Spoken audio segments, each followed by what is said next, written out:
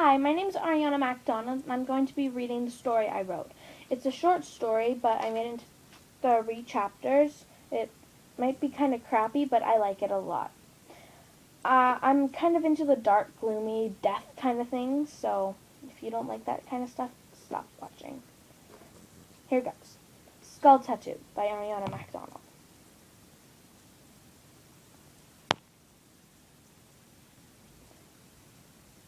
What is that?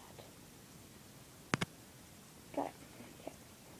Skull Tattoo by Ariana MacDonald. Chapter 1. It's taken me a while to get over the fact that she died because of me. 6 years ago, Jamie, my best friend, and I were hunting. I decided to shoot a bullet in the air. The bullet came speeding down and hit her at just the right angle in her right shoulder. It hit her heart. She fell to the ground, not knowing what had happened. I then picked her up and ran to my cars as fast as I could. I was speeding as fast as I could. I ran 15 red lights and 7 stop signs. I heard her crying and praying. I started crying. I couldn't help her in any ways. So I was just sitting there and heard how much pain she was in. I finally got to the hospital. I ran her to the emergency room to an empty bed. The doctor walked in and saw her. I screamed, "Help her, please!" The doctor put on his gloves and got to work, but it was too late. I fell to the ground in pain. 30 minutes later, I passed out. I woke up in a hospital bed, and I swear I saw her. She said, "Thank you." Chapter 2. "Hi, my name is Connor Willow. I'm here for my job interview," said Connor as he walked in the hospital where Jamie died.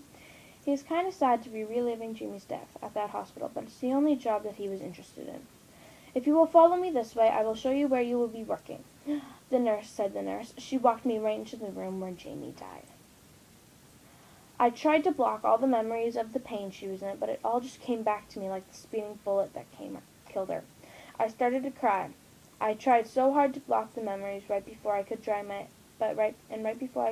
eyes, the nurse turned around and asked me if I was all right. I said yes. It's just that.